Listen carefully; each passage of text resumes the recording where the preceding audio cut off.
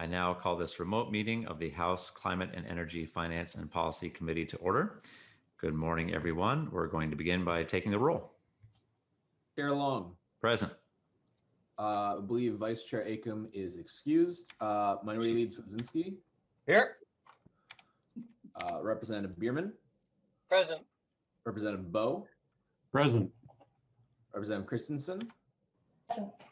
Representative Franson. Present. Oh, my apologies, Representative Acom. I believe you are here. Representative Acom. Present for a bit. I have a hearing to go to, but I'm here for now. My apologies. Representative Gruenhagen. Present. Representative Hollins. Present. Representative Hornstein. Present. Representative Igo. Present. Representative Lee. Present. Representative Lippertz. Present. Representative Liz Lagarde. Present. Representative Mecklenz. Present. Representative Munson. Present. Representative Stephenson. Present. A quorum is present, and we have some minutes to move. We have the minutes from February 9th, 2021. Representative Acom, have you had a chance to review those minutes? Yes, Mr. Chair, I have, and I move approval.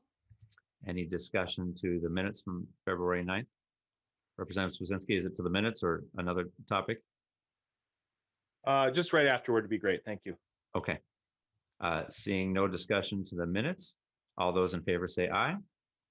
Aye. Aye. Opposed, nay. The minutes are adopted. Representative Swedzinski, question before we begin?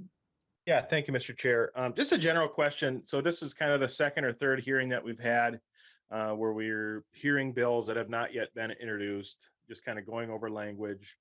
You know, what is the plan with these bills? Are you actually planning to bring them back for individual hearings again? Or are you just planning on putting this in an omnibus bill? Are we going to be working on the budget anytime soon? What's the course here? What's the plan? Thank you for the question, Representative Swedzinski. So as you know, and for members of the public, we are operating remotely. And so that's created a lot of challenges for our staff who are also operating remotely. So there's been a backup at the revisor's office for some time. So getting bills referred to committee has been a challenge, but we only have limited committee time to meet. So we do need to keep moving on bills. Most of the bills that we're hearing are being laid over or would be laid over even if we had them in front of us for possible inclusion in an omnibus. So we're certainly not going to move out any bills or take any action, and we can't on a discussion draft. But we're trying to keep the business of the committee moving forward. And some of the bills today are renewable development account bills, so those would wind up in a finance bill. Hopefully that answers your question, Representative Swedzinski. So your plan is then to potentially, so the next time we'll see these bills that we're hearing that have not introduced yet, or even will they be introduced as individual bills, or will you just take the language that's out there and plunk them all into a omnibus bill and then we debate that? Representative Swedzinski, my understanding is that all of these bills will be introduced as standalone bills, and some of them are getting introduced even this week, but it's taken time to get them introduced in time for the hearing. Representative Franson, really quickly, and then we have to start with the day. Well, thank you, Mr. Chair. Just piggybacking off of Representative Swedzinski, is it difficult for a jacket to be put on the bill that's already been, or the language that's already, the XXX? Isn't they just put a jacket on that and then you find a bill author and they sign on to the bill? That's the backup I was referring to, Representative Franson, for the revisor. That's what's taking some time. So today we have Electric Vehicle Day, and we will be taking some hearing from folks to begin with about the state of electric vehicles in our state. We are doing this hearing in conjunction with Chair Hornstein's Transportation Committee. Representative Hornstein, would you like to say some welcoming words for Electric Vehicle Day? Well, thank you, Representative Long, and members. This is a very important issue as we, move into solutions as it relates to climate change and mobility. And there are a number of issues that are under the jurisdiction of the Climate and Energy Committee. Several are under the jurisdiction of the Transportation Committee. So this really is an energy and transportation issue. And so Chair Long and I thought that it would be good to use today's hearings in each of our committee to highlight some of the issues as they relate to electric vehicles and infrastructure. So if you like what you see here for this morning's hearing, you can tune in this afternoon to the Transportation Committee and learn some more from Representative Bornstein's committee. So first, we are going to have a panel, and then we will be taking up 4 bills later today. And to kick us off on our panel is Brendan Jordan with Drive Electric Minnesota. Welcome to the committee. Thank you, Mr. Chair and members. My name is Brendan Jordan with the Great Plains Institute, and I serve as a facilitator for Drive Electric Minnesota. I'll keep my remarks brief today. You're going to be hearing a lot of great perspectives during this hearing, and I commend the chair for giving this issue the attention it deserves. Drive Electric Minnesota is a broad statewide partnership, including every type of utility, investor-owned, municipal, rural electric cooperatives. Our partnership includes local governments, charging station providers, EV manufacturers and automakers, auto dealers, and a variety of nonprofit organizations. I'd like to just briefly emphasize for the committee that we see electric vehicles, transportation electrification as a statewide opportunity, and one that's much broader than simply personal electric vehicles. We see opportunities for EV owners to save money on fuel and maintenance, but also an opportunity for fleet operators to save money on fuel and maintenance for their fleets, and for a variety of new mobility services, such as higher quality electrified transit, car sharing, even electric bicycles. This is a technology that presents manufacturing opportunities in the state of Minnesota for jobs all over the state, and statewide job opportunities installing and maintaining EV charging stations. This is a growing opportunity for more investment in our state in a rapidly expanding industry. Drive Electric Minnesota is supportive of new policy to expand the economic and environmental opportunities this industry presents. You'll be hearing a number of bills today, and I won't weigh in right now on specific bills, but I'll just offer at a high level that Drive Electric Minnesota supports the idea of purchase incentives to help accelerate the market, catalyze the market. We're very supportive of utility investments in electric vehicle programs. We feel like those can benefit utility customers. We are supportive of EVs paying their fair share and fair taxation, which we could go into in more detail, and supportive of increased investments in EV infrastructure. Mr. Chair, I think I'm at my allotted time, and you'll be hearing from a number of others, so I'll conclude my remarks at this point, but would be happy to take additional questions or follow up with any members that have more questions about our work. Thank you, Mr. Jordan. Next, we'll be hearing from Josh Fisher with the Alliance for Automotive Innovation. Mr. Fisher, welcome to the committee. Thank you, Mr. Chair and members of the committee. We're happy to be here today. Let me share my screen here so I can go through my presentation for you.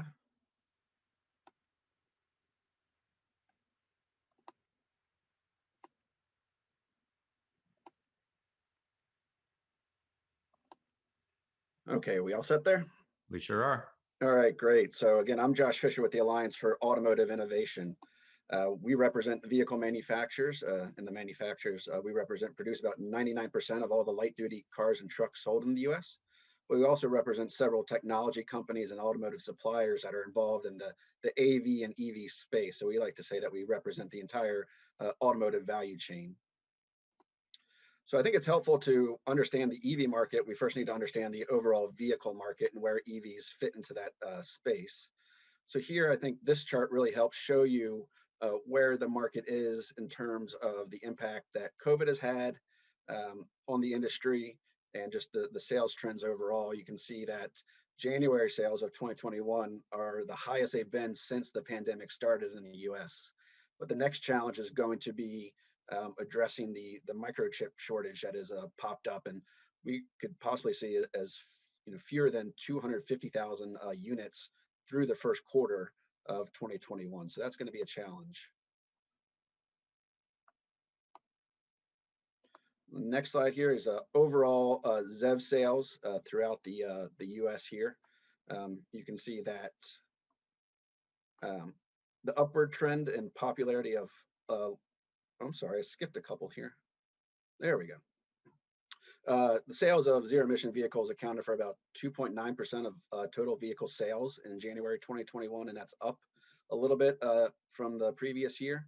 But I think the real critical point is that we haven't reached an inflection point in the US when it comes to the sales of zero emission vehicles. And in fact, they've been down about 12% year over year, given the impacts of the pandemic that we've seen.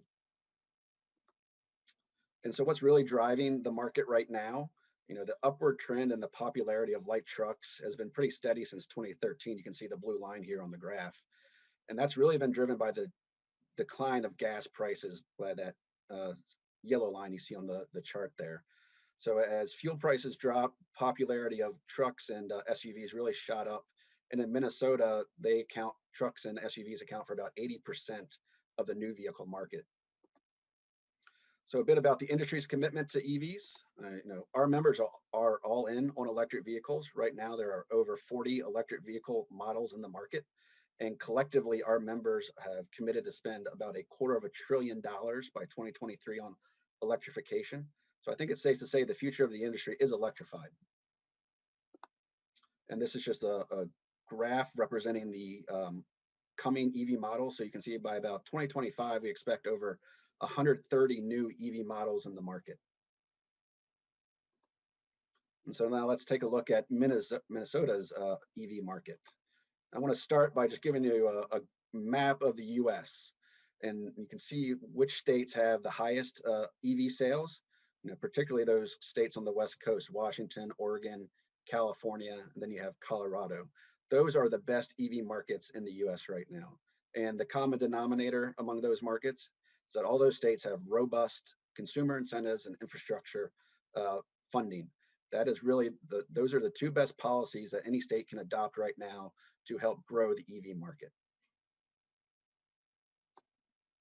And just for reference, Minnesota's EV sales are about 1.5% of new vehicle sales, which is a bit below the 2% national average. Now, this map here gives you an idea of where in Minnesota EVs have the greatest penetration. The blue colors show you the higher percentage per 10,000 residents.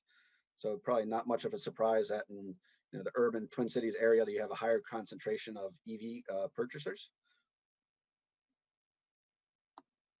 And here you have another graph just showing total auto sales on the left there. You had about 211,000 new vehicles sold in Minnesota in 2020. And then you had about a little over 3,000 of those were zero emission vehicles. So what can the state of Minnesota and the industry do to promote electric vehicles? Because it really is a shared commitment.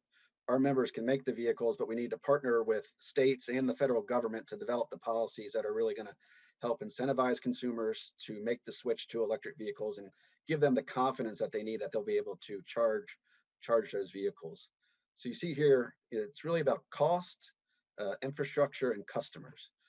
We have to address all of these buckets together at the same time. We have to address the cost of the electric vehicle. You have to make the consumer incentivized to make the switch to EVs. And you have to give them the awareness and the comfort and the capability of these vehicles. And you also have to give them the confidence that the infrastructure is going to be there, that no matter where they are, they'll be able to charge their vehicle, whether they're near home, at work, or crossing state lines. It's really going to be critical to give consumers confidence so when they make that switch, it's just as seamless as their gas-powered vehicles are right now. And so what are some of the policies that we're committed to working with or committed to working on in Minnesota and across the country? Purchase incentives, can't emphasize that enough. Building out infrastructure just as critical. We think state fleet purchase requirements are really important. to help promote the EV market, developing and adopting a low carbon fuel standard to help decarbonize the fuels that are used in the transportation system. And the benefit of a low carbon fuel standard is it raises money that can then be reinvested into incentives and infrastructure and the other policies that Minnesota needs to help grow its market. There are other policies on here, and these are all that we're committed to working on with you to advance the EV market in Minnesota. And that is my presentation. I'm happy to answer any questions or provide any more input as we go throughout the meeting. So I, again, appreciate the time. Thanks so much for being with us. Next, we are going to hear from Jukka Kukkonen with Shift to Electric. Mr. Kukkonen, welcome to the committee. Thank you. Thank you, Mr. Chair, and the members of the committee. I will just share my screen here and get going with it. You should see my slides right now. All right, so my name is Jukka Kukkonen, and I'm a Chief EV Educator and Strategist for Shift to Electric. My job is for the last 10 years has been to follow automotive and EV industries daily, and I also teach EV market and technologies at the University of St. Thomas. I have 5 slides, but they have so much information that I don't even have time to go read through everything in 5 minutes. So I'll just highlight the main points, and I'm happy to answer any questions you might have during the Q&A. So I'm an automotive engineer, and I have trained hundreds of mechanics in past life, so I know technology very well. From technology perspective, it is crystal clear that electric drivetrain will replace internal combustion engine because it is just better technology. They use less energy, they have more power, they are more responsive, they need less maintenance, and are cheaper to own and drive. They can also be powered in our own garages with locally produced energy, so more money stays in Minnesota. These are the reasons why everyone who gets an EV says that they are never going back to gas cars anymore. EVs are car 2.0. And you don't have to believe me on this, just go test drive one and you'll understand what I'm talking about. The only area where gas cars still have an advantage is the faster fueling on long trips, but only 5% of trips people take in the US are over 30 miles. And EVs are catching up on that front too, since last year, average range for EVs sold in the US was over 250 miles. Every new technology has a tipping point where market conditions are ripe for strong growth. EVs reached that in Europe last year, as you can see from the graph on the left there. Both Europe and US markets were seeing slow growth over the years, and while consumer surveys were showing that most of the people were not ready for EVs yet, there was always about 30% of people who would say that they would consider an EV. Auto industry used to be talking that they're not sure if there's demand, but when Europe increased their emission standards last year, showed that manufacturers actually needed to bring EVs to the market, they learned that the demand is there. EV market share in Europe tripled from 3.3% to 10.2% last year, and they sold 1.4 million EVs. Now the auto industry in Europe forecasts that their EV market share will be 40% in 2025. Even my country of origin, Finland, which is larger, less densely populated, and colder than Minnesota, has seen strong growth. Their EV market last year was 16%. If this can happen there, it for sure can happen in Minnesota too. And auto industry is important for US. And if we don't accelerate our transition to the new technology, European and Chinese manufacturers will happily take care of this growing market.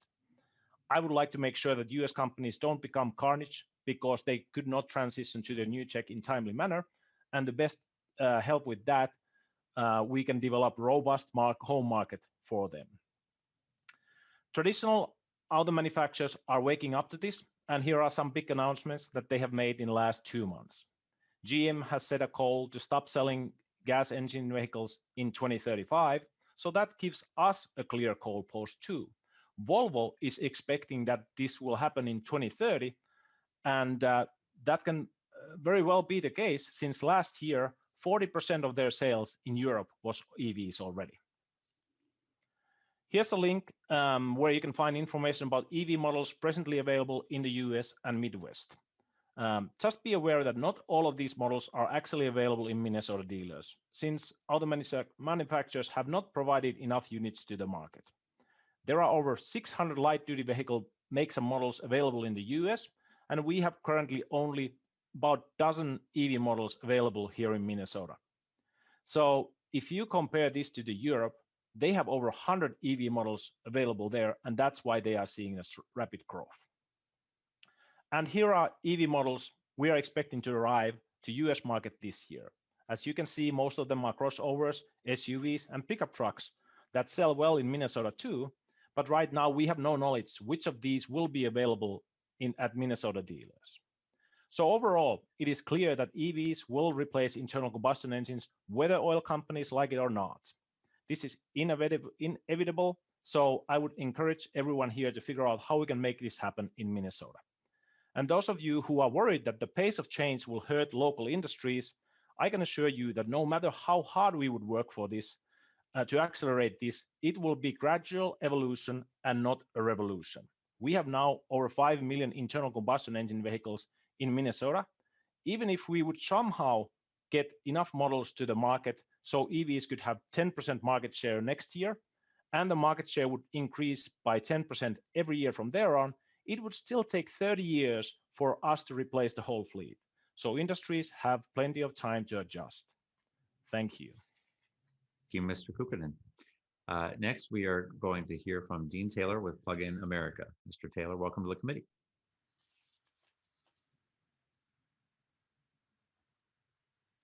Thank you so much for having me. I'm Dean Taylor with Plug-in America on their advisory board, as well as a senior policy consultant. My talk today is focusing on a recent report we did last month on ranking the top states supporting the EV driver as far as policy. Plug-in America is a national education and advocacy organization. You know, the voice of the EV driver, and we go back about 20 years.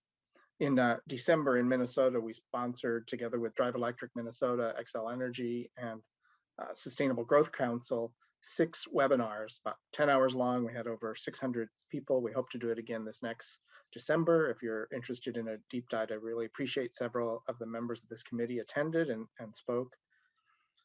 Going back to the report, I would like to first say that we only looked at policies at the state level, not at the city or local levels, and also not what utilities are necessarily doing, but what they are enabled to do. We also only looked at policies that support the light duty driver and not looking at the medium and heavy duty sector. We also did not look at results like EVs per capita or charging stations per capita. With that clarified, we bucketed the policies supporting the EV driver into a few categories: policies supporting the driver pre-purchase, policies supporting the EV driver during ownership, policy supporting the EV infrastructure, and education and outreach efforts.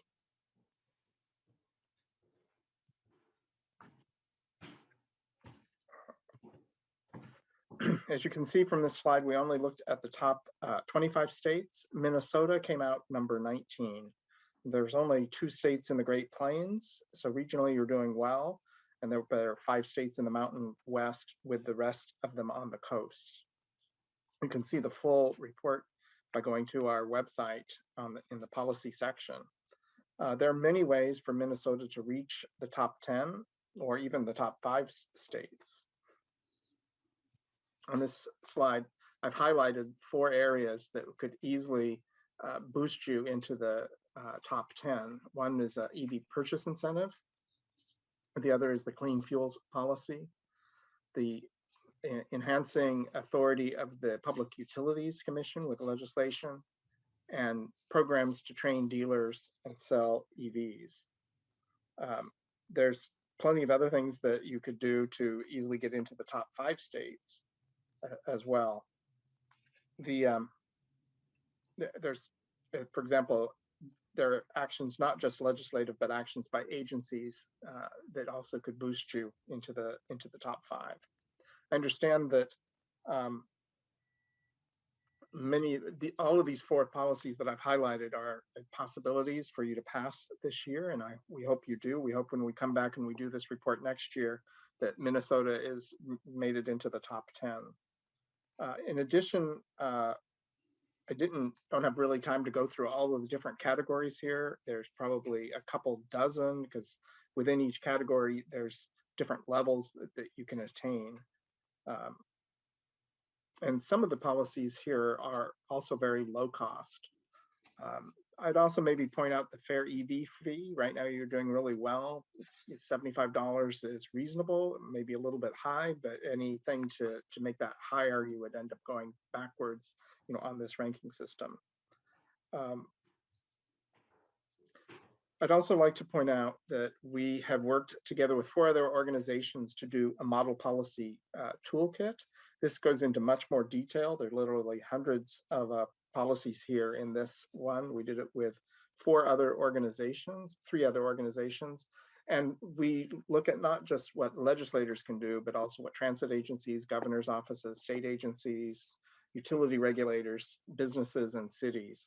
And so you can also find that, at the Plug in America website, if you'd like to go into that. There's a lot of boilerplate examples, and also encourage you to, look at that. And I think there's some great examples of low-cost legislation in there as well, and links to the actual legislation in the other states.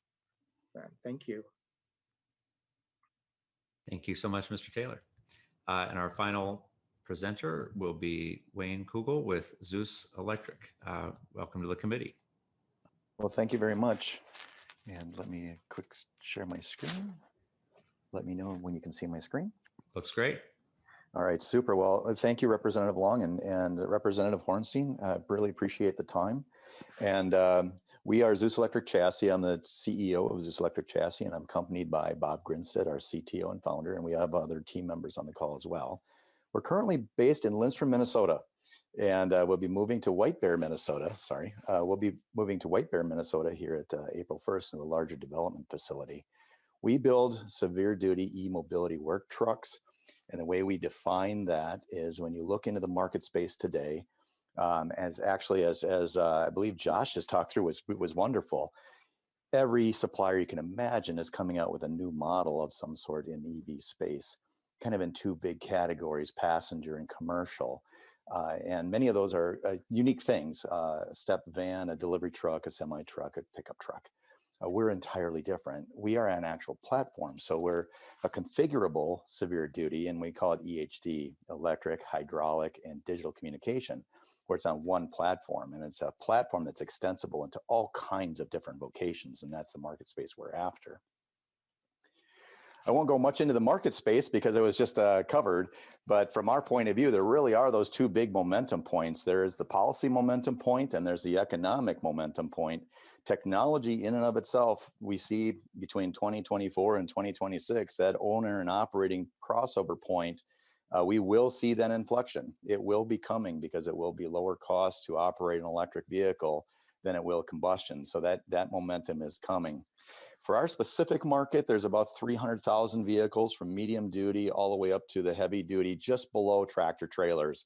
That's about a $60 billion market. The medium duty is about $25 billion, and we're going to be cherry picking some segments within those early days in the first couple of years, and that's about a $15 billion market. We've got very strong relationships on all levels. Our go-to-market is going to be through OEMs and upfitters. And we have state, regional, and national players that we've partnered with on that front. Our supply chain is really cool because 80% of our bill of materials is rather local. Our motors are in New Ulm, Minnesota. Our electronics are in Savage, Minnesota. We'll be in White Bear, Minnesota. Our frames and cabins are in Wisconsin, and we have other suppliers in Iowa, Illinois. There's 2 international players. Our batteries are shipped from Germany, and our suspensions are shipped out of France. But in both of those cases, those manufacturers have committed to us to move that manufacturing to the United States as we start ramping up. And then we're also tied in very closely with California. That's where our first business is going to be. And we've got several organizations helping us literally plug into that transition because that will be about 11% of the market space that we'll be chasing. Our first contract is with the Sacramento Municipality Utility District, or SMUD. Their board of directors has approved a $1.1 million contract with us, and we want to bring 5 trucks into service by the end of this year. The pictures that you see actually online are those 5 different trucks, and you'll see we have 3 different cabin types and 5 different vocations, all on that same common platform. And If we're successful here, we've got another one, which is an electric boom truck, which is really focused on their space. They have 300 more vehicles that they'll transition to over the next upcoming years. And when we're successful here, well, now we're immediately applicable into electric utilities, municipalities, gas, electric cable. These are trucks that are in everybody's backyard, right? So you see these every day. And so this is the market space that we're pursuing. I'm going to do a quick little video. This was a open house that we did in White Bear. It was on the 27th of January. So yes, this is real life snow in the background. It was a really exciting day. We had planned for about 20 people and over 100 people showed up. It was really quite a special day for us. And I'll play a little 30-second video.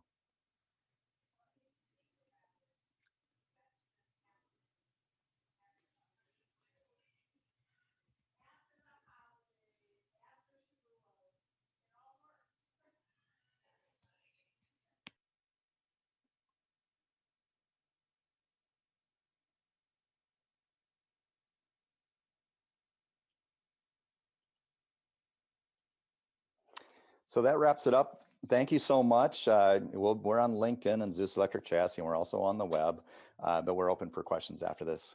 Back to you, Representative. Thank you so much, Mr. Kugel, and congratulations on landing your first big contract and making the switch to upgraded facility. It's really exciting to see innovation in Minnesota in the electric vehicle space, and looking forward to seeing what your company does in the future. So with that, we'll take member questions, and I see we have 4 hands, so I think that'll allow for 2 questions per member. So we'll start with Representative Munson. Thank you, Mr. Chair, and thank you to the testifiers today to discuss what you're doing to increase electric vehicles in Minnesota. It's a neat technology. A couple weeks ago, we saw a report in committee that showed the carbon footprint of all modes of transportation, and the only carbon-free mode of transportation was walking by foot, because they include the manufacturing and decommissioning energy that's used to mine, manufacture, and then recycle these products. So I kind of take issue with the zero emission vehicle or the ZEV description of the vehicle, because all vehicles have emissions. In fact, that report showed that an all electric vehicle had a higher carbon footprint than a plug-in hybrid gasoline vehicle. So I think we should have a more in-depth discussion about carbon emissions. But my question to the testifiers today is, the United Nations has been really involved in rooting out slavery around the world, specifically in the Congo, with regards to mining of cobalt for electric batteries. I know that most of it right now is for going to laptops and cell phones, but electric vehicle production is really ramping up the demand for cobalt and increasing the amount of slavery. I think there's tens of thousands of children that are enslaved in the Congo mining cobalt. And as we put forward policy from the state, we're actually, requiring that these products be used without any regard for preventing slavery to be used in these products. What is your company doing to track down the supply chain? I heard batteries are coming from Germany, but the minerals sourced for those batteries are likely coming from the cobalt from slave labor of children. What are you doing to identify your supply chains and root out slavery for the process? And I'd take answers from Mr. Kukkonen or the first testifier, Mr. Fisher, if you know more about this. Thank you. Maybe we'll turn to Mr. Fisher. Sure. So, obviously sourcing component parts of EV technology is going to be critically important to the future of the technology. And I know our members are certainly committed to ensuring that those supply chains are as good as they can be. In terms of specific sourcing, I can't really talk about that because I'm not familiar with the report that you're referring to. But obviously, it's definitely a part of the conversation. And, it's critical that to put the U.S. ahead in manufacturing that, a safe source and secure source of these minerals are secured for manufacturing in the U.S. Representative Munson, second question. Yeah, I guess I'd like to at least recognize the fact that slavery is being used to mine these minerals. And there's a lot of minerals that go into these batteries specifically. And when we're talking about It's one thing to talk about small Tesla cars, but when we talk about school buses and heavy duty trucks, these batteries are sometimes thousands of pounds. Over half of that is nickel, which has I think most people in this committee would agree has a pretty horrible environmental track record when it's mined outside of the United States under, substandard environmental and human conditions for labor. But I can't, in good conscience, vote for a bill that supports slavery, even if maybe down the road in the future we're looking at reducing it or we're trying to do stuff about it. I think these large batteries, we're not talking about a 4-ounce battery for a phone. We're talking about thousands of pounds for batteries. And when children are being enslaved, and the United Nations is fighting back, and there's a lot of websites out there that are trying to stop the mining in the Congo. I think that we should not, as a state, be mandating these products and using taxpayer dollars for it. So with that, I thank the committee, and I hope we can have a deeper conversation about this. Thanks, Representative Munson. I'll just point out, you mentioned that these products are also in electronics, and Apple, Google, Dell, Microsoft have all been coming under pressure for their cobalt supply. But I'm not hearing you say you're not going to buy a cell phone or a computer in the future. And I do know that Tesla has said their next battery is going to be free from cobalt. We have now 6 questions, and so if folks could keep them brief. I'm not sure if we'll be able to fit everybody in, but we'll try. Representative Swedzinski. Thank you, Mr. Chair. Just a general question from like the subsidy standpoint in California. We're told, these cars are exceptionally popular, but we also have to subsidize them. I don't get the crossover. What's the estimate from a subsidy standpoint?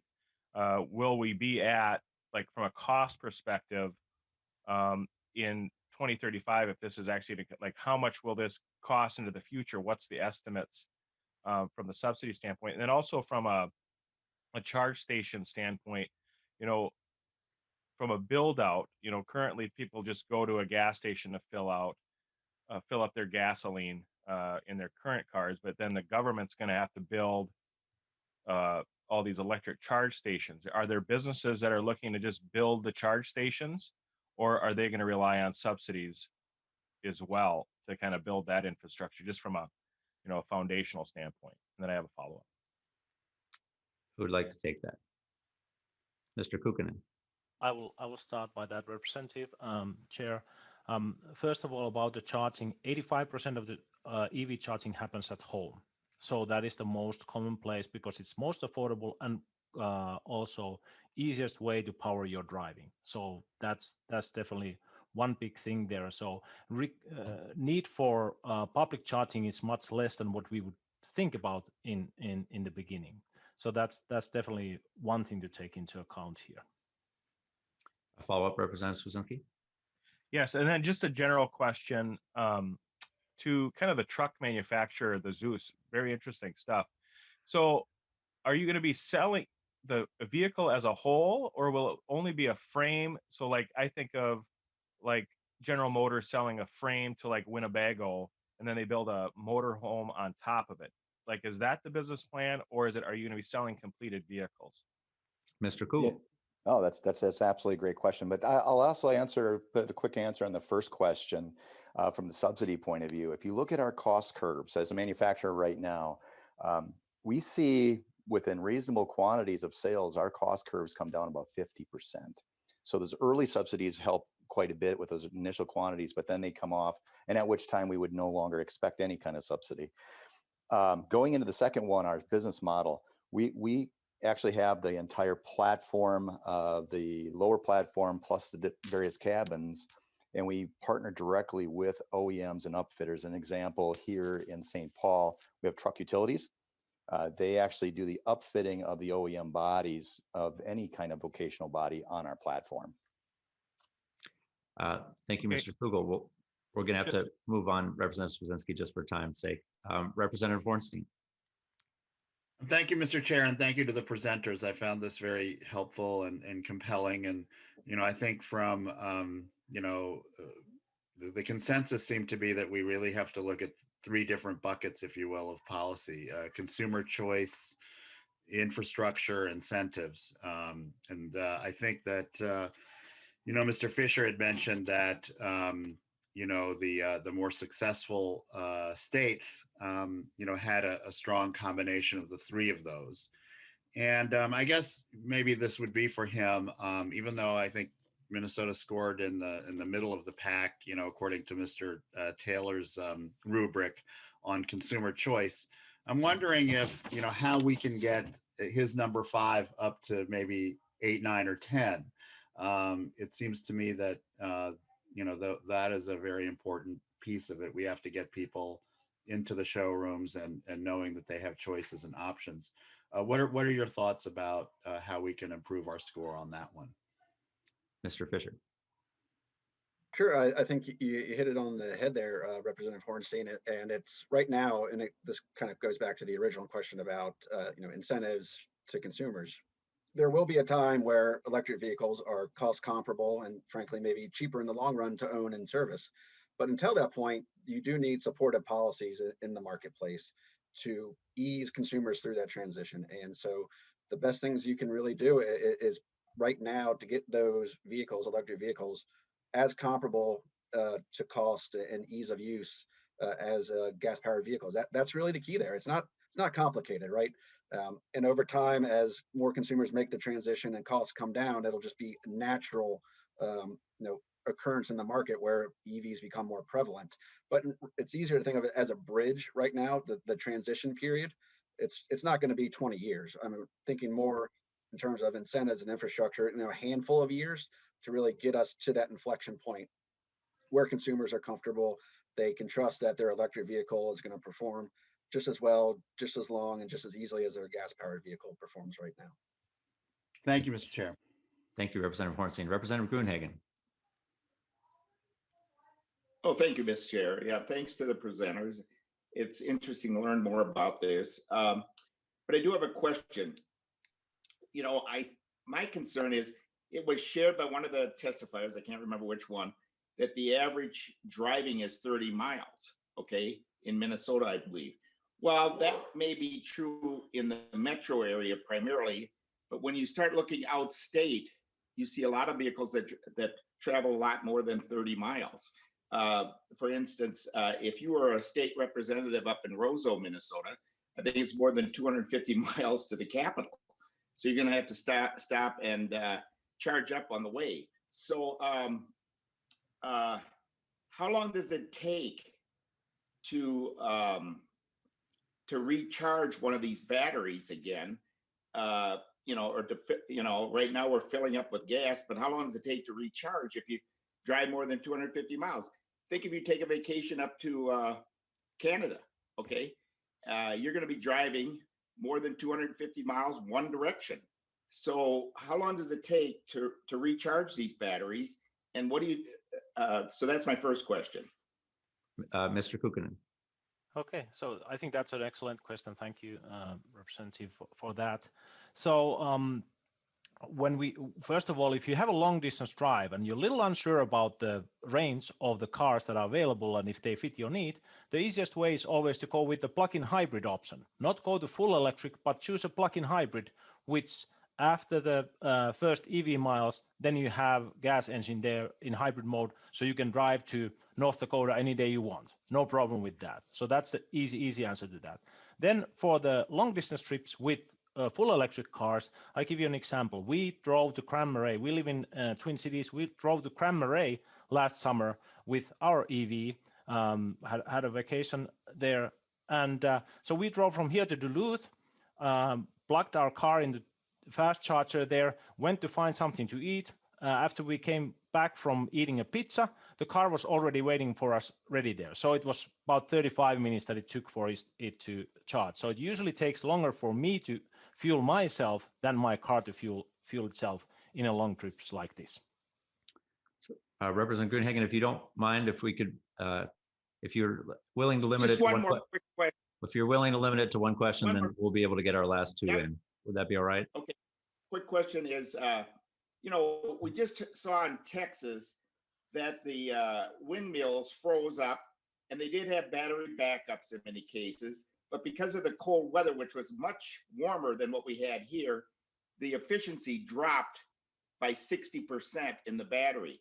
So if we have 20 to 30 below zero, how much do these batteries in these electric cars lose in efficiency under severe cold weather? Thank you, Mr. Chair. If one of them want to respond. Looks like Mr. Kukkonen is ready. Mr. Well, Kukkonen.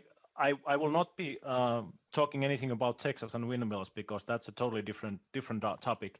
But with electric cars, when you drive them in a colder weather, when we had the shorter range EVs with the smaller batteries, we saw a pretty big drop on them, maybe 50% of the range, even in cold weather.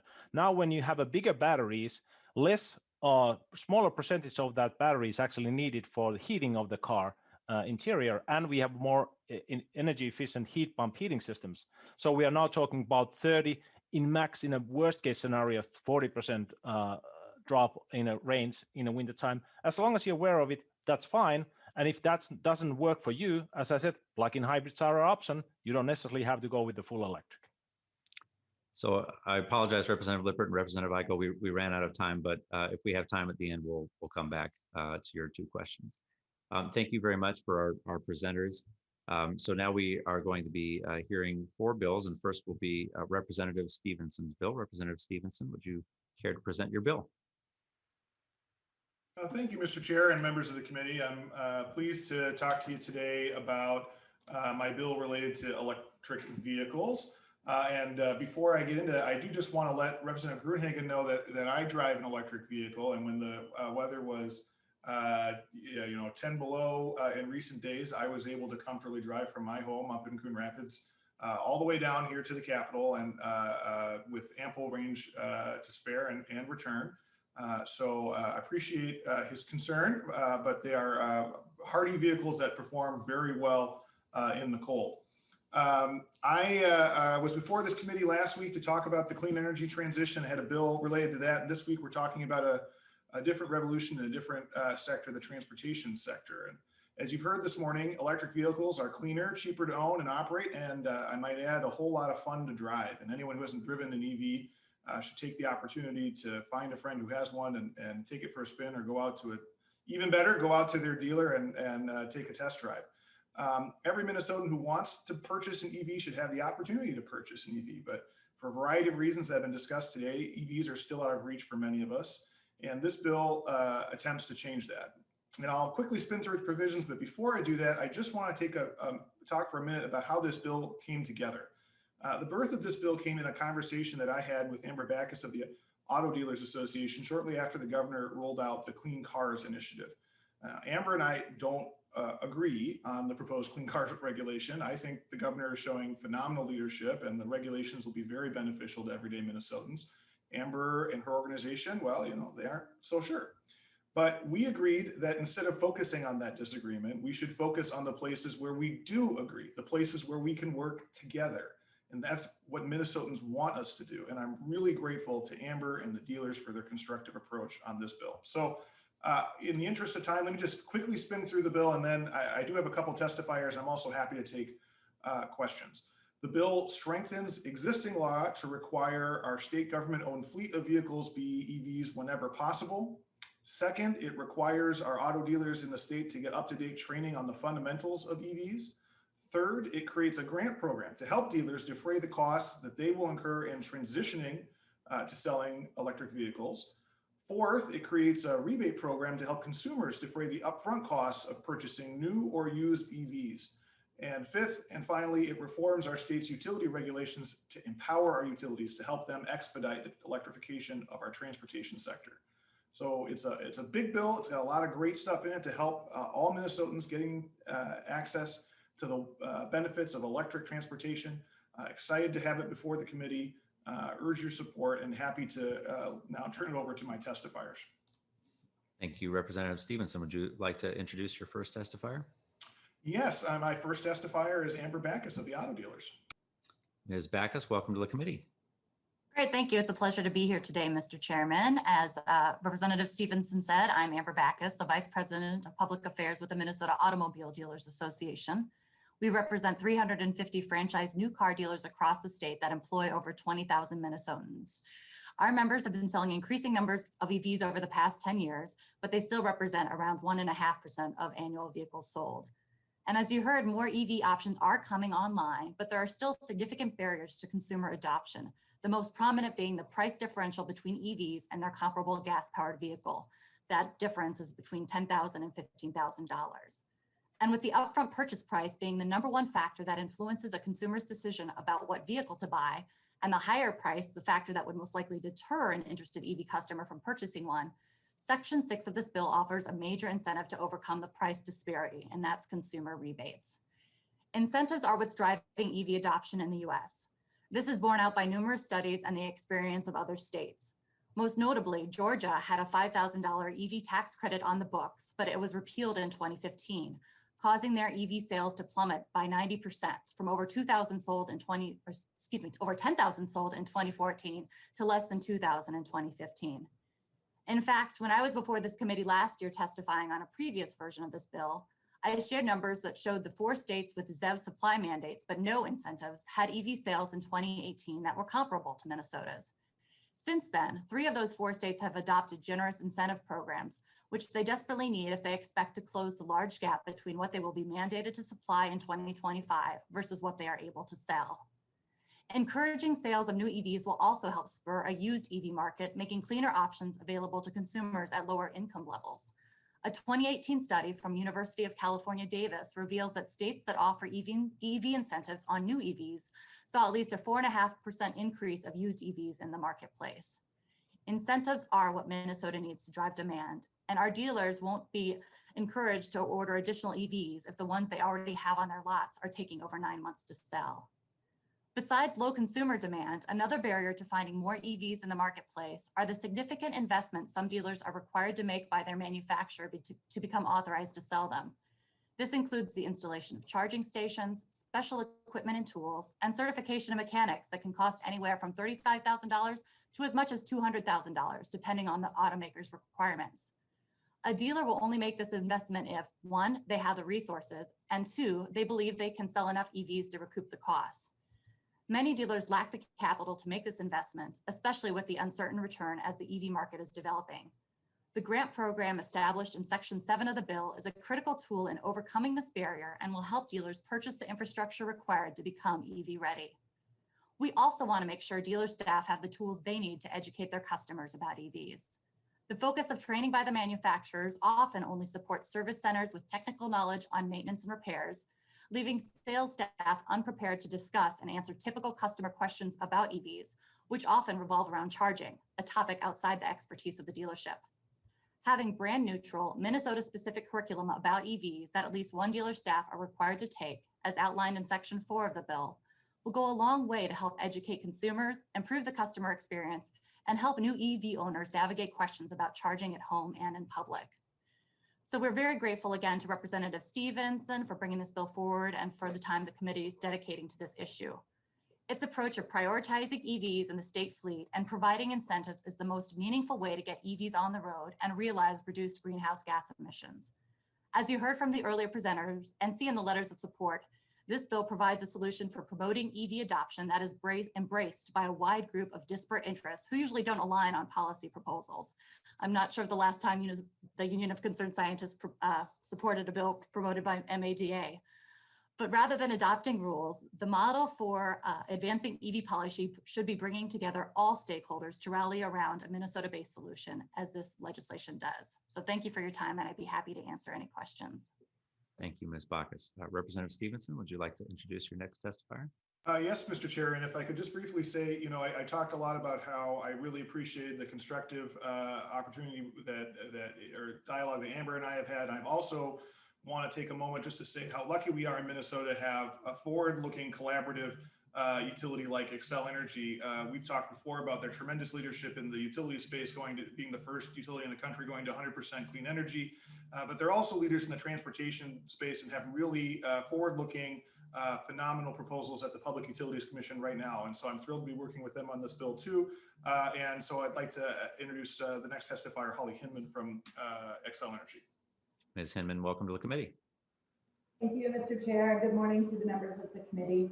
My name is Holly Hinman. I work in the regulatory affairs area at Xcel Energy, and I appreciate the opportunity to be with you today. I offer brief testimony this morning in support of Representative Stephenson's bill, and I appreciate many of the points raised already this morning.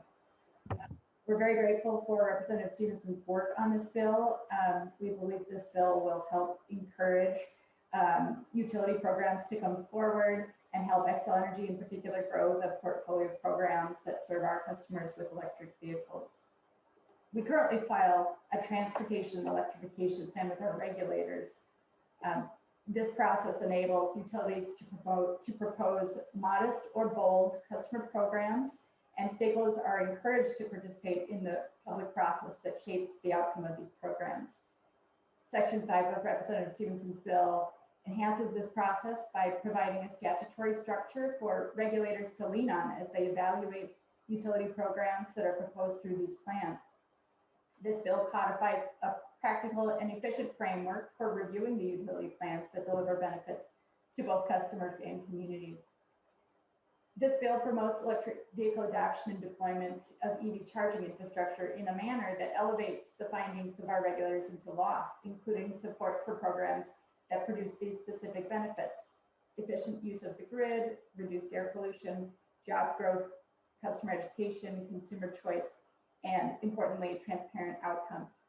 We believe the foundational language in Section 5 can further unlock these benefits for our Minnesota customers and build on our portfolio of programs to serve customers with EVs.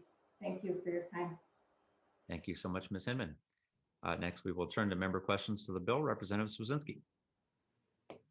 Thank you, Mr. Chair. So my question is kind of two-part. One, will the state of Minnesota be eligible for the subsidy? And then also, where does the money come from when the state purchases vehicles? Is that from the gas tax? Representative Stephenson. So the second question, Mr. Chair, Representative Swedzinski, I don't believe the money comes from the gas tax. I could be corrected by House Research or others, but I believe the gas tax is constitutionally dedicated to roads and bridges. It's the only thing that money can be spent. And I see Representative Hornstein is nodding, and even more than House Research, he's probably the expert on the committee on that. Forgive me, your first question was whether the rebates could go to the state. And I am just referencing the bill here. I don't believe so, because I believe that's a defined term as to who can have it. Maybe I could point that question to Mr. Eliff if he's got his hand up too. So Mr. Eliff looks like he's ready to talk to that. Mr. Eliff. Mr. Chair and Representative Stephenson, I'm looking at page 8 of the bill. Subdivision 3 at the top of the page defines eligible purchasers or lessees. And although in clause 4, political subdivisions of the state are eligible, it does not. Representative Swedzinski.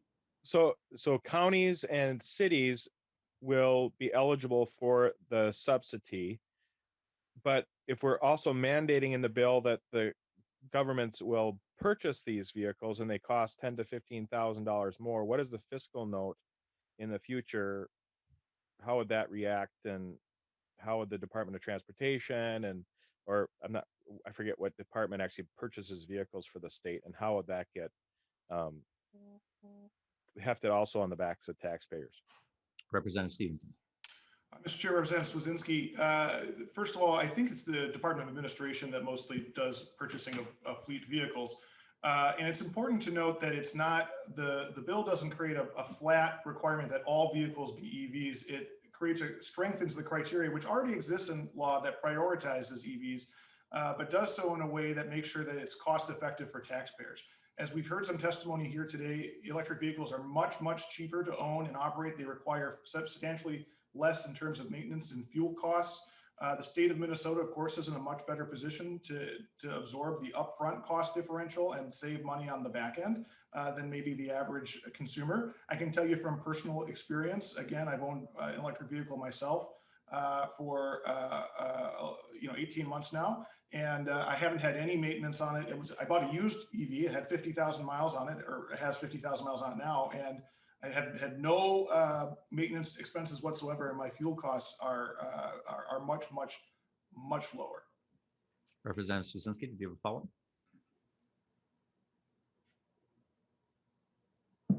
Representative Swazinski. Sorry, Mr. Chair, I had it still on mute. Does this bill include costs as far as state charging, as far as employees paying for their charging while either, at a state building? Representative Stephenson.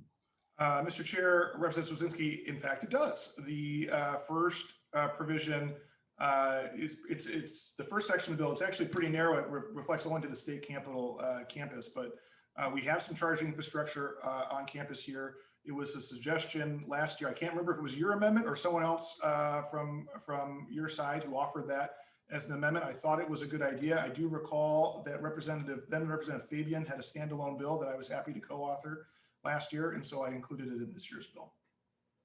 Representative Swazinski, final question. Why only at the state capitol complex? Why not at all state facilities? Representative Stephenson. Well, Representative Swazinski, as I mentioned, I believe it was your amendment last year that I took. So maybe I would ask that question back to you. Representative Swazinski, and then we'll move on to the next question. Would the chairman be open to including that as an amendment when we're allowed to amend this bill? Well, Representative Swazinski, when there's amendments allowed to the bill, then we can certainly talk to the author about what the amendment does. Representative Franzen. Chair, Representative Stephenson, on this XXXX piece of paper we have before us, is there an income limit on this bill on who can receive an electric vehicle subsidy? Representative Stephenson. You know, Mr. Chair, Representative Franzen, I'm trying to refresh my recollection on that. And again, I might ask Mr. Eliff to jump in. I know that was something that we did talk about because it is very important to us that we focus on equity here and ensuring that lower income people have access. I think actually though the limit was on the cost of the vehicle and not on income, but Mr. Eliff can correct me if I'm wrong. Mr. Chair, Representative Stephenson is correct. There's a limit on the bill on the rebates are only eligible for vehicles where the manufacturer's suggested base retail price is $60,000 or less. And he was also right about incentives for low-income purchasers or lessees. They get an extra $500 rebate for purchases and an extra $100 rebate for leases if their income is below 150% of the federal poverty level, which right now would mean about $39,300 for a family of four. Representative Franzen. Mr. Chair, if I could just interject one more thing to say that I think it's an interesting idea worth exploring, Representative Franzen. I'd be pleased to work with you on that between now and whenever the bill comes up for a vote. Representative Franzen. Thank you, Representative Stephenson and Mr. Chair. Yeah, because right at this time right now, I find it shocking that there is no income limit. Members, even Attorney General Keith Ellison opposes ratepayer funded electric vehicle subsidies because it taxes the rich to pay for taxes the poor to pay for the rich. And so I'm pleased to hear that you're willing to work on that issue. Working people in my district who just want their 2009 pickup truck to start when it's 20 below so they can drive to work don't want to pay more for their electricity so that some 1%er on Lake Harriet can get a subsidy on their numerous next vehicle. Representative Stephenson, have you chatted with Attorney General on why he opposes these handouts to the rich? Representative Stephenson. Well, Mr. Chair, Representative Franzen, I think you are perhaps exaggerating a bit on the Attorney General's position on electric vehicles. I know that Attorney General Ellison is focused on ensuring that we have affordable, fair energy regulations in the state of Minnesota, but I also know that he is an advocate for dealing with climate change and in electrification of the transportation sector. And I think perhaps that you are exaggerating his level of concern about EV rebate programs. But as I mentioned to you a moment ago, I certainly, it's the intent of offering this bill that we are expanding access to EVs to working families in Minnesota. And so I'm not at all opposed to looking at ways to ensure that they aren't taking more advantage of the 1%ers on Representative Hornstein's district, I guess. Thank you. Thank you, Representative Franzen. Thank you, Representative Stephenson. Did you have any following closing comments to your bill? Thank you, Mr. Chair, and thank you, members of the committee. This is a great bill, and I hope that we have a chance to vote on it later. It's a good step forward for the state of Minnesota. Thank you so much, Representative Stephenson. Next, we will be hearing Representative Lee's bill on electric transit bus grants. Representative Lee, please present your bill to the committee. Thank you, Mr. Chair and committee members, for the opportunity to present this bill to appropriate $4.1 million for the Renewable Development Account to the Met Council to require them to purchase electric buses. And members, according to the Minnesota Pollution Control Agency, motor vehicles account for half of all carbon monoxide and hydrocarbon emissions in Minnesota. And we already heard from Mr. Kolash from the MPCA on this. These emissions can contribute to health problems, including respiratory issues, heart conditions, and elevated risk of cancer. Other studies have shown that long-term exposure to traffic-related pollution significantly increases the risk of asthma in children. And while buses have generally been viewed as more environmental friendly option due to the fact that they could help reduce the number of cars on the road by carrying a large number of people, they still contribute to emissions that impact air quality, particularly in the cities. Mr. Chair, members, this bill will help communities with high health disparities like mine, where the community members have been identified as areas of concentrated poverty, where 50% or more of the residents are people of color and are at risk for both asthma and heart conditions. I want to add that some of these communities may also have some of the most frequented bus route, like route number 5, going through my district from Brooklyn Center down to the Mall of America in Bloomington. To the bill in front of us, it restricts Metro Transit's ability to buy diesel buses until the appropriation in Section 2 is used up. The appropriation must be spent on the difference in cost between diesel and electric buses because electric buses cost more on the front end, and this fund is designed to pay for that additional cost. Just so that you know, we have some data from Metro Transit that 40 feet battery electric buses is an additional $6,000 per bus. And then the 60 feet buses is an additional $570,000.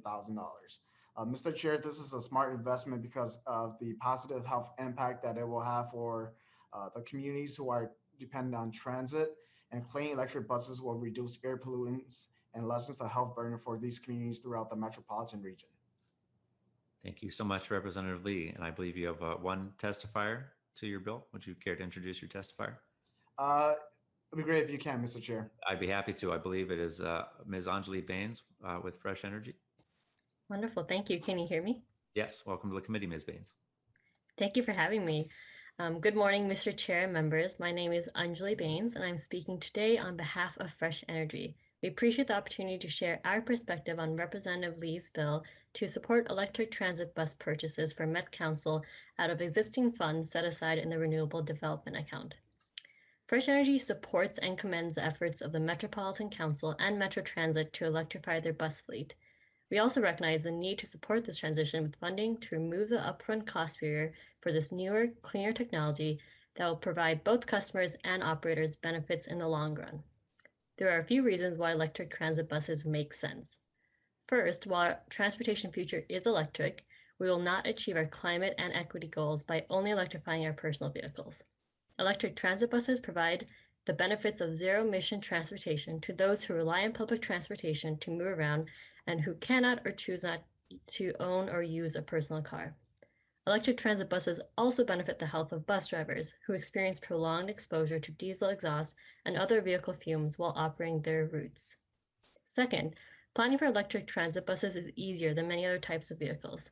Not only is technology maturing rapidly with multiple reliable vendors and manufacturers in the market, including our St. Cloud-based New Flyer, but the established routes and timetables of transit means that charging infrastructure can be precisely designed and installed to meet the service needs of transit agencies. We also have the added benefit of in-house expertise within Metro Transit, given their success in electrifying the C Line in Minneapolis with 8 electric buses, thereby gaining important learnings of how to best use this new and exciting clean technology. Finally, as Representative Lee mentioned, electrifying transit is especially important given the legacy of discrimination that has placed busy thoroughfares through communities of color and under-resourced neighborhoods. By prioritizing electric bus routes through such neighborhoods, we can ensure that the benefits of electric transit accrue first to those who most need it. Metro Transit is committed to electrifying its fleet and wants to do the right thing for our climate, our health, and its customers. We support enabling the goals of electrification with legislation like this bill. Thank you for your time and opportunity to speak today, and I'm happy to take questions. Thank you so much, Ms. Baines. I see we have 2 questions. Representative Munson. Thank you, Mr. Chair. This question is for Ms. Baines. Can you tell me the amount of lithium, cobalt, nickel, and graphite that are in these batteries that you're promoting for these buses, and what the quantity is of each of those? And if you don't know that today, I don't expect you to know the numbers offhand, but if you could follow up with me and tell me how many pounds of each of those minerals are in the batteries, I'll be using that for hopefully an amendment when this bill comes back to the committee and we're actually allowed to offer amendments to make the bill better. Ms. Baines. Sure, thank you, Chair and Representative. You've taken the words out of my mouth. I don't have the numbers on me, but I'm happy to look them up and get back to you. Thank you. Thank you, Ms. Baines. Representative Bo. Thank you, Mr. Chair. So I'm not sure who these questions or this question would go to. The first one, it could be Ms. Baines, it could be the bill author, but do we know how far, how long an electric bus can travel between charges? I'm kind of wondering just the whole concept of how that works on a route, and whether it has to be a short route so they can go back and recharge, or can they go for some distance and some time? Representative Lee. Mr. Chair, I could follow up with Representative Bowe and the committee on that. I don't have the data in front of me, but I'm sure that the Metro Transit will have that readily available for us. Very good. Mr. Chair, may I ask one more question? Thank you. With that in mind, or perhaps completely independent of that, I'm sure the suburban opt-outs would also welcome some funding for electric buses and not have all the funding go to Met Council and Metro Transit only. So thank you. Representative Lee. Mr. Chair, thank you, and Representative Bowe. I think that this is critically needed, and if the other transit service providers want to do this, I think that this is something that we should definitely take a look at, because we know that this is going to impact all communities, and we definitely do not want them to face some of these health impacts that I'm seeing in my community, in my district today. Thank you. Representative Mecklen. Thank you, Mr. Chair. I just, in listening to this back and forth, I had this really ingenious idea. And since I think Mr. Hornstein or Representative Hornstein still on this meeting, perhaps we should schedule a time to go tour the New Flyer bus manufacturer up in St. Cloud, when we could learn all kinds of things about electric buses. Representative Mecklen, that's a great suggestion. Representative Hornstein. Thank you very much, Mr. Chair and Representative Mecklen. Yes, the Transportation Committee did tour the facility last year, and it's certainly a very, very worthwhile trip. And I would certainly want to collaborate with Chair Long in doing something like that, perhaps when it's safe to do so. Great suggestion, Representative Mecklen. Representative Lee, any closing comments to your bill? Thank you, Mr. Chair and committee members, for this opportunity. And like I said, we should definitely make this investment so that we could protect the health of the residents who are impacted and who are, transit dependent every single day on these transit line. And so appreciate the consideration, Mr. Chair. Thank you so much, Representative Lee. Next, we will be hearing about Representative Hollins' bill on electric school bus grants. Representative Hollins, please present your bill. Thank you so much, Mr. Chair, and thank you, committee members, for hearing about this bill. So this is really a very modest bill in which utility companies may file with Public Utility Program to promote the deployment of school buses that are electric. So with this program, if a school district chooses to purchase one or more electric school buses, the public utility can provide a rebate to the school district for the difference in cost between an electric school bus and a standard school bus. The school district would be responsible for the maintenance and upkeep of said electric school bus, and the school district and utility company would work together to deploy the school bus where there is chronically poor air quality. This is a really important measure to both me and people in my community. The U.S. Environmental Protection Agency emission calculator estimates that The replacement of a diesel bus with an electric one eliminates 54,000 pounds of greenhouse gas emissions annually. And conversion can also provide a cost savings for school districts. Pilot programs in other states have shown that operation and maintenance costs for electric buses can be up to 60% less expensive than their diesel buses, and that districts can see a savings of approximately $7,000 per bus annually when fuel cost reductions are also factored in. So it's really a win-win situation. On top of that, anybody who's ridden in a school bus knows what it's like to sit in that sort of dust of diesel fumes. It's very unpleasant, and a number of different studies have suggested that this forced exposure to air pollution is having measurable negative effects on students in a variety of ways. So diesel exhaust has been repeatedly demonstrated to have negative impacts on the health of children, especially children with asthma or other upper respiratory issues, which is especially relevant now that we're in this COVID-19 pandemic, which is upper respiratory issues. Diesel exhaust is also a known carcinogen with ties specifically to lung cancer. And interestingly, a 2019 study in Georgia showed that school districts that had invested in cleaner running school buses had higher standardized test scores than those that did not. And they actually controlled for a couple of other considerations in there and still show that they had better test scores. So, we're also talking about the achievement gap here. For those reasons alone, I believe that we need to reconsider how we transport our most precious cargo, our children. Also importantly, this bill would allow school districts to provide a tangible display of their commitment to address climate change. Our students are taught to recycle, to save energy, to respect nature, to prioritize reusable materials. And yet every morning they wait at their bus stop for outdated diesel buses that spend half their time idling and spewing exhaust. And this bill really provides school districts with the opportunity to practice what they preach and to show students every day the commitment that they've made. I wanted to really quickly address Representative Franzen brought up some equity concerns, and I think that's one of the reasons why I really love both public buses and school buses being electrified. When we look at transportation options other than individual cars, many of the people in my district don't have the resources to pursue an electric vehicle, even with cost-saving measures, but their children do take school buses 5 days a week, approximately 9 months out of the year. So this really is something that would impact these children's day-to-day lives, regardless of their income level. Discussions with stakeholders are ongoing, but I do have 2 testifiers available to speak on this bill today.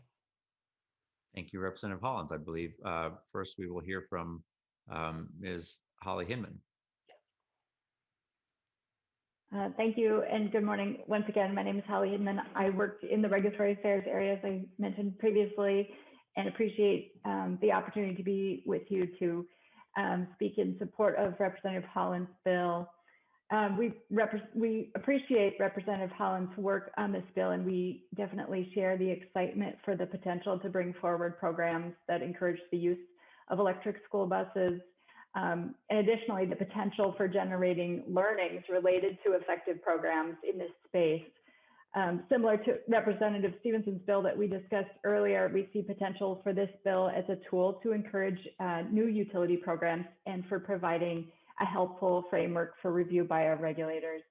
Haven't had a ton of time to review the bill in detail, but definitely looking forward to working collaboratively with Representative Hollins as this bill moves forward. Thanks very much. Thank you, Ms. Hinman. Next, we're here once again from Ms. Baines. Thank you, Mr. Chair, members, and good morning again. As I mentioned earlier, my name is Anjali Baines, and I'm the Senior Clean Transportation Manager of Fresh Energy. We appreciate the opportunity to share our brief thoughts on the electric school bus program that Representative Hollins' proposed bill seeks to establish. Fresh Energy supports the goal of reducing pollution by electrifying school buses here in Minnesota, and we believe that this proposed bill is a really good starting point for a broader discussion about the role school bus electrification can play in reducing both climate change causing and health harming pollution, while providing multiple public benefits to Minnesotans. There are 3 main reasons we see this approach as one that is worthy of consideration. First, electric school buses operate without tailpipe emissions, which reduces exposure to air pollution for kids as they're bused to and from school each day.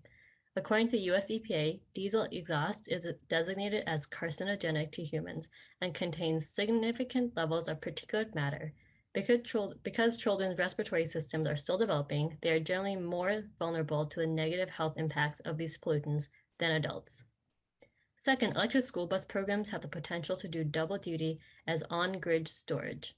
For example, a recent pilot project in New York State between the White Plains School District and their utility, Con Edison, successfully modeled how electric school buses could provide backup power onto the grid, in addition to their primary use in serving the transportation needs of the school district. Third, we see programs like these as valuable market signals to manufacturers and suppliers that Minnesota is open to innovative technologies such as electric school buses, and that our state is going to be a good place for these companies to do business. Minnesota is already home to the New Flyer, as I mentioned, and there is no reason why we can't double down on this success and develop a complementary industry niche with electric school bus manufacturing as well. In closing, we'd like to note that we see this legislation and today's hearings as an important start to a robust conversation about the right paths forward for Minnesota to pursue opportunities around school bus electrification. We believe, as Holly noted, that close consultation with Minnesota's utilities and other stakeholders is a critical next step, and look forward to supporting these conversations however we can. Thank you for your time and opportunity to speak with you today. Thank you so much, Ms. Baines. I see we have 5 questions, and I'm still hoping we can get to Representative Bierman's bill. So if we can keep it to 1 question each and be brief, that would be much appreciated. Representative Munson.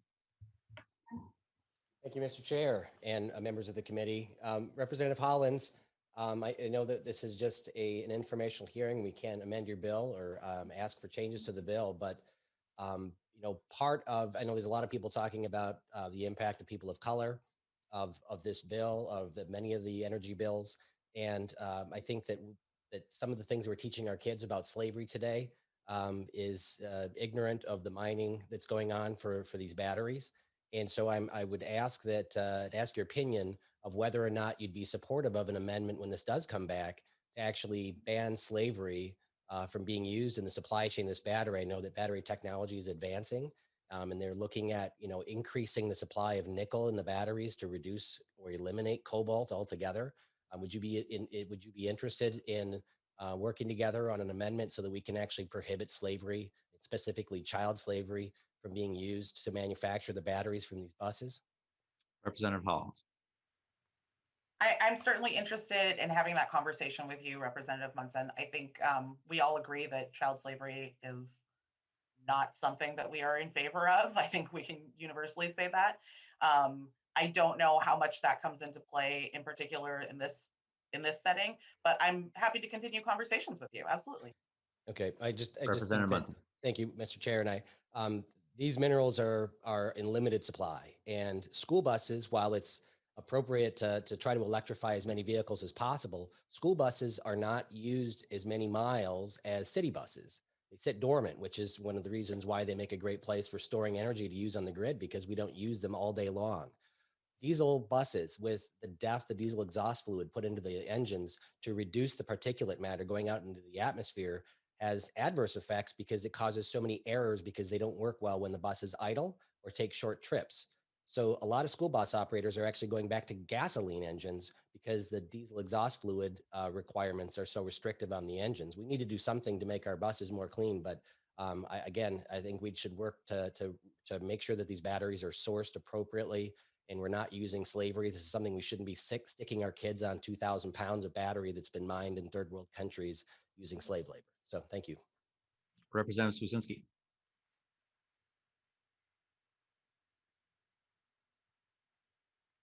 Representative Yep. Thank you, Mr. Chair. Sorry about that. Just a question to the author of the bill. You know, it sounds like this is going to mandate higher electric rates on ratepayers in Excel territory, Minnesota Power, Otter Tail. Why not? You know, and it's the schools that, you know, obviously operate that, or their contractor. Why wouldn't you just, instead of just mandating that, why don't you just mandate it on the school district? Like, you know, if you got Minneapolis, why don't you just mandate Minneapolis school district do this? You know, I mean, these are locally made decisions. School boards can decide what bus they want to buy. Why are we doing this from a state down? Let these locals decide. Representative Hollins. Yeah, thank you for that question. I think what we're looking at here is really an incentive program to allow schools to be able to do it if they want to. As I said before, we're still in conversation about what this would look like and what cost recovery would look like for this and how we might proceed forward. We're very mindful of the fact that that this would impact ratepayer. I will say that if we look at pilot programs that have been done in other states, the increase was fairly minimal over the course of the number of people that it's spread across. And so I think that this is still a really good option, especially as we look at school districts that might not have as many resources as other school districts do, to be able to try to pursue something like this. And especially knowing that statistically, the districts that have probably worst air quality are the ones that often don't have as much funding and resources. Representative Swasinski.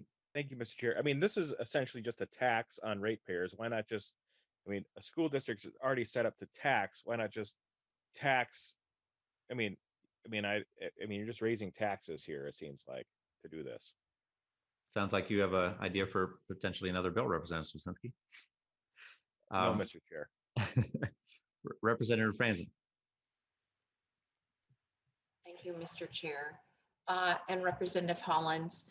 So quick question, and I meant to ask this with Representative Stephenson's bill too, but it's also applicable to your bill, Representative Hollins.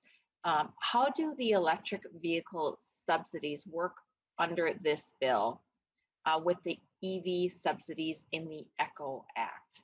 Is it possible to stack those subsidies?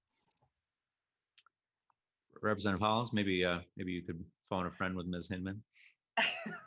Yes, that was exactly what I was going to do. Ms. Hinman, are you able to field this question? Ms. Hinman. Thank you. Unfortunately, I'm not as familiar with the other bill at this time, so I don't think I'm prepared to respond to that question, Mr. Chair. My apologies. No problem. We can try to follow up with an answer, Representative Franzen. Yeah. Representative Franzen. Yes, thank you, Mr. Chair. Yeah, if you could get an answer for that'd be great. Thank you. Absolutely. Thank you, Representative Franzen. Representative Hollins, any closing comments? I just want to thank the committee for hearing about this bill, and I would restate how important it is for us to demonstrate to our children that this is something that we're committed to and something that's important to us as Minnesotans. So I encourage you all to ask those good questions and help us continue the conversation. Thank you. Thank you, Representative Hollins. Representative Bierman, we are going to squeeze you in. Please present your bill. Thank you. Thank you, Mr. Chair, and thank you, committee members, for hearing the bill. I'm pleased to present this bill on EV charging stations in our state parks. Now, we all have learned or knew that most charging is done at home. It is as high as 80%, we heard today, but as more electric vehicles arrive on our roads, we need to expand the availability of stations everywhere people travel. And many businesses have realized the importance and the benefit of providing charging stations out front to lure customers to park and plug while they shop. Target and Walgreens come to mind, and now especially I'm seeing it more across hotel chains across the country as they expand this customer service to attract customers. So I speak to a lot of people about EVs here in Minnesota, and there is this trepidation about the range of electric vehicles for many consumers. Expanding our EV infrastructure is fundamental to supporting Minnesota's transition away from fossil fuels and towards cleaner, more renewable sources of energy. Now, there are other bills in the works here at the legislature, as we're hearing about, for charging venues in the city and for our corridors.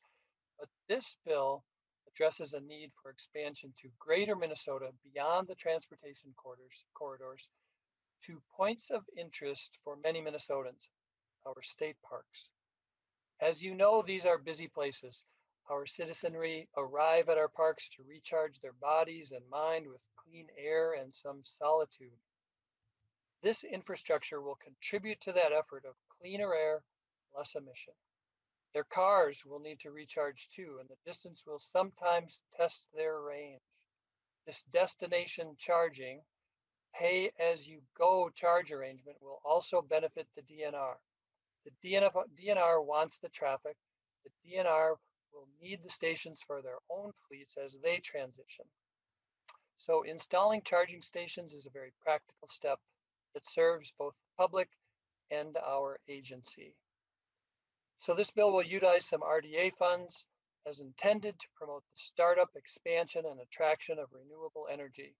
And the plan is for the DNR to help advise on the preferred sites for the charging stations.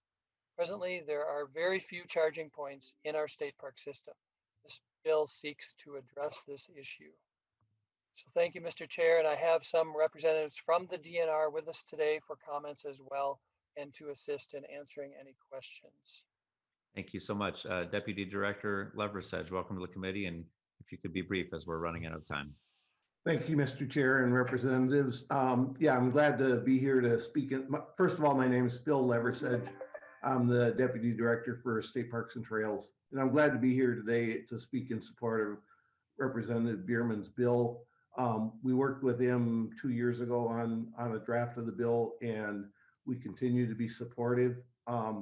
We do have 4 charging stations in our state park system right now, 2 of them on the North Shore, 1 at Fort Snelling and 1 in Northwest Minnesota. And they're very well received by our visitors. I would say they're getting moderate use, and each year the use appears to be increasing. Each of those was put in as a pilot project with the local utility companies, and they were put in as a free charging system, but we've since been working with Representative Bierman on a pay-as-you-go proposal for future charging stations. And as far as the DNR's efforts to convert some of our fleet to electric, we have 4 fully electric vehicles in our state parks now, and they've been really well received. They have low cost to operate once the initial investments are made, and of course they are contributing to lower greenhouse gas emissions, and they're consistent with our mission. So with that, I'll just offer to be available to help answer questions. Thank you so much, Deputy Director. Appreciate you being here. Representative Bierman, thank you for presenting your bill. We are out of time for today. Members, please tune in if you can to Representative Hornstein's meeting later today. Representative Franzen, we're over time. Is it a very, very short question? Mr. Chair, just wondering, will you be bringing these bills back individually so we have a chance to amend and to ask more questions on? Representative Franzen, these bills will be coming back. We can't move a bill without having it available for amendment. But as individual bills, sir. Representative Franzen, that's unlikely. They'll likely be packaged in a finance bill, as we always do with the Renewable Development Account. So with that, members, we are out of time. Please tune in to Representative Hornstein's committee this afternoon for the rest of Electric Vehicle Day. And with that, we are adjourned.